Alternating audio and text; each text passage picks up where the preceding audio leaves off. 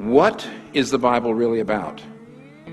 Is the Bible basically about me and what I must do, or is it basically about Jesus and what he has done?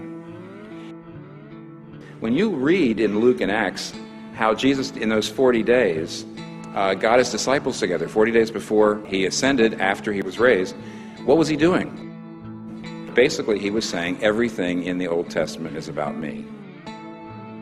He says, the reason you didn't understand what I was about was you didn't realize that everything in the prophets and the Psalms and the law was pointing to me. Do you believe the Bible is basically about you or basically about him?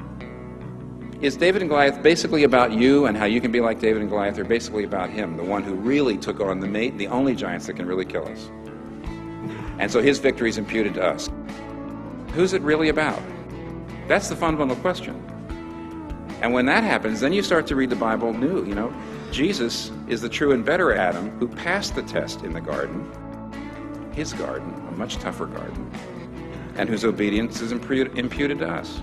Jesus is the true and better Abel, who, though innocently slain, has blood that cries out, not for our condemnation, but for our acquittal. Jesus is the true and better Abraham, who answered the call of God to leave all the comfortable and familiar and go into the void, not knowing whither he went. Jesus is the true and better Isaac, who was not just offered up by his father on the mount, but was truly sacrificed for us all, while God said to Abraham, now I know you love me, because you did not withhold your son, your only son, whom you love from me.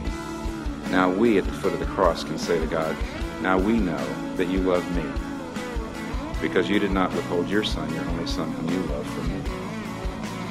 Jesus is the true and better Jacob, who wrestled and took the blow of justice we deserve, so we, like Jacob, only receive the wounds of grace that wake us up and discipline us. Jesus is the true and better Joseph, who is at the right hand of the king and forgives those who betrayed and sold him and uses his power to save them. Jesus is the true and better Moses, who stands in the gap between the people and the Lord and who mediates a new covenant. Jesus is the true and better rock of Moses, who struck with the rod of God's justice now gives us water in the desert. Jesus is the true and better Job. He's the truly innocent sufferer who then intercedes for and saves his friends. Jesus is the true and better David, whose victory becomes his people's victory, though they never lifted a stone to accomplish it themselves. Jesus is the true and better Esther, who didn't just risk losing an earthly palace, but lost the ultimate heavenly one, who didn't just risk his life, but gave his life, who didn't just say, if I perish, I perish, says, when I perish, I'll perish for them, to save my people. Jesus is the true and better Jonah, who was cast out into the storm so we could be brought in. He's the real Passover lamb. He's the true temple, the true prophet, the true priest, the true king, the true sacrifice, the true lamb, the true light, the true bread. The Bible's not about you.